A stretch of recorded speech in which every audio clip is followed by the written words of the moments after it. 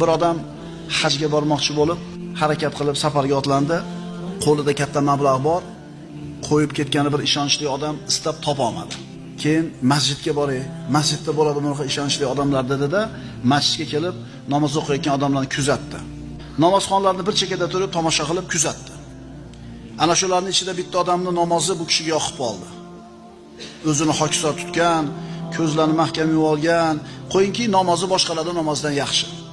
Namoz tugagandan keyin haligi odam oldiga kelib, "Vallohi, menga namozingiz yoqdi. Men hajga ketmoqchiman.